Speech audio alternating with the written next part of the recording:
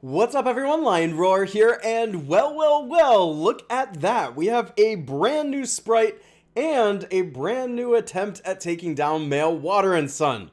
So, is Draggy going to be able to do that? Well, today I'm going to do a breakdown.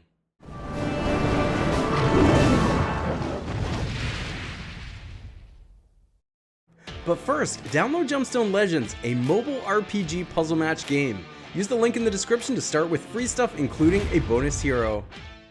Alright, so we can see that Draggy appears in the Sprite Haven, but for a short time there is an event that's going on in the Convoking scope that will allow you to get awakened Sprite shards towards Draggy. So as we saw with Balco, when Balco was in the Convoking scope, this is probably the best time to get the new Sprite. It's the easiest way to acquire the shards for this particular one, just as it was for Balco.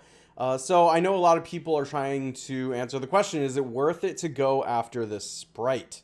And that really depends a lot on what you've already put into the sprites, what kind of player you are in the game. Are you free to play, cheap to play? Are you pay to win?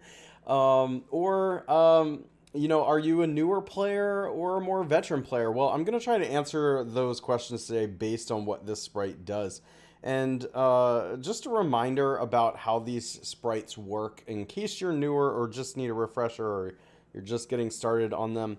There are like these rare sprites, and then there are these epic sprites, and they all have the word awakened before their name. So like the awakened sprite Alapex and the awakened Bulko Affinity, and now we've got the awakened sprite Draggy, means that they're epic. So it's harder to get the shards, and it's also harder to level them up. It takes a lot more to do that. You can see that right now my awakened Bulko is at 7 stars there. And up here in the rare ones, they were much easier to get fully up to the 10 stars that you can see there. So does this matter? Yes, this absolutely matters, especially if you're free to play or cheap to play. Quite honestly, my opinion, other than Bulko, is that it's probably best to just work on these rare ones and max them out, because the stat boost you get from these is enormous.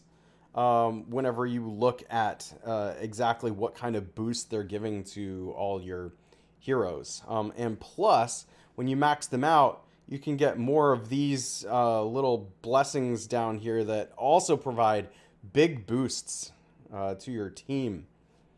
But I did a video last time on Balco, who I thought was absolutely necessary to go after, especially if you're in the upper tiers. If you're in the lower tiers of gameplay and you don't run into other people's Balcos all that much, Balco might not be necessary. But in the upper tiers where everybody got Balco, you really can't compete unless you also have a Balco or a really nice mix of traits. Draggy. Is Draggy worth it?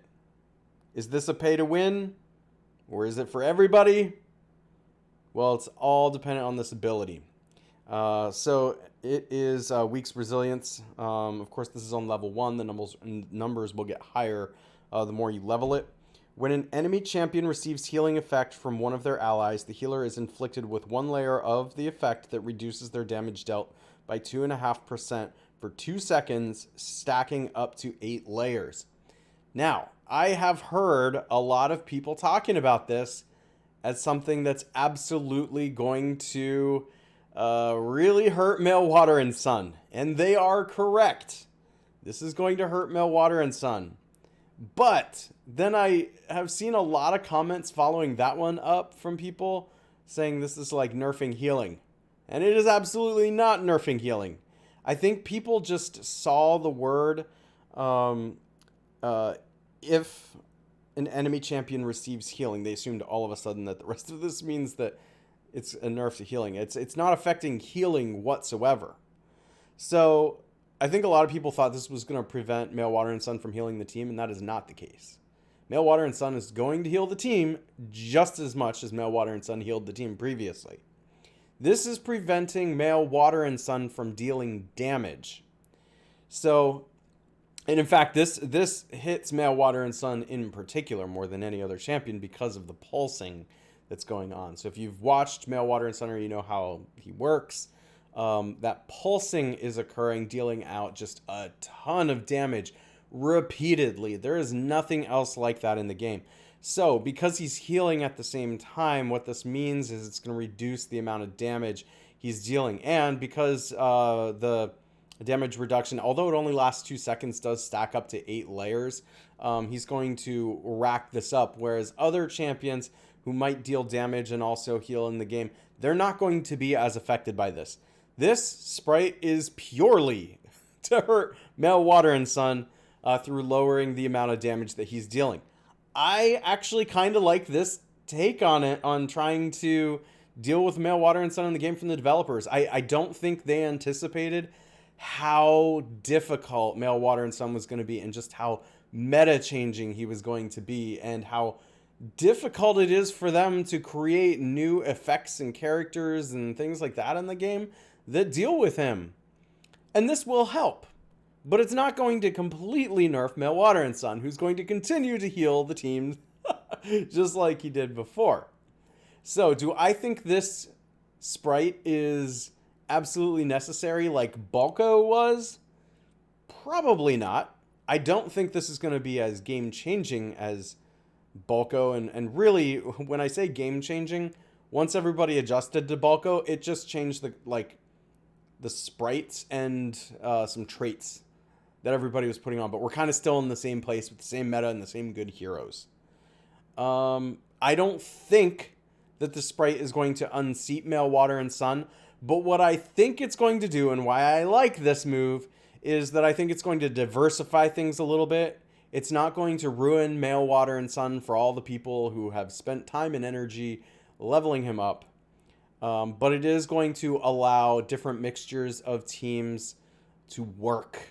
And you may see teams that don't have a single Male, Water, and Sun end up actually being able to beat Male, Water, and Sun teams. And so it's really going to go back to a meta that depends on your ability to identify champions that you're going to level and put resources into, and then put them on the same team together. And then, of course, all the other aspects of the game, like going into Guardian Stone and such. So who is this Sprite for? Well, I think cheap to play, maybe even free to play, can at least get the Sprite. Cheap to play to level it up a little bit, and then pay to win can absolutely go after this. But even if you have the ability to get the Sprite, you have to weigh it against abandoning one of these other rare sprites, which one of the best kept secrets in the game. I need to do another one of those videos, by the way. If you haven't checked out my best kept secrets video yet, make sure to go check that out. I'm already compiling a list of other ones, and this is one of them. That the rare sprites are actually often better than the epic ones. Even though the abilities are obviously better on the epic ones, the rare ones are easier to level. So at least at this point in time, it almost makes more sense to just load your team up with these, unless you're a pay-to-win player that can go just sort of like unlimited leveling the epic sprites.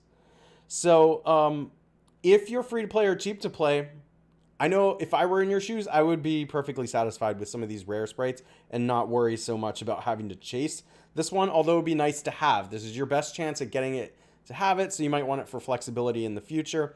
But this is a long-term project, getting these epic sprites and being able to level them to the point where they're having an impact on your own team like the rare ones are. It's just going to take a long time. Not that it's not worth it, ever. It just may not be worth it right now. So get it, work on your rare sprites, and then when you're able to get around to the epic ones later on, maybe you shift your focus to those. Balco I thought was necessary in the meta that I play in. I thought he was worth chasing. I don't think Draggy is worth chasing, but I think Draggy's obviously good in a Male, Water, and Sun meta. The danger here is that if Draggy ends up being better than I anticipate, and then people just stop playing with Male, Water, and Sun, then this Sprite becomes, well, pointless. There's no Male, Water, and Suns. That's the only one this is affecting. And I don't know, maybe you start to get this rock, paper, scissors meta where, like, it just keeps shifting. Like, a bunch of people get rid of their Male, Water, and Sun, so people stop playing this Sprite. So then Male, Water, and Sun makes a comeback, and vice versa. I don't know. But my prediction is that we will start to see some teams have this sprite, and not all teams. I think plenty of people are going to probably not chase it, but if they get it and if it's reasonable to level it, you're going to see some teams with it.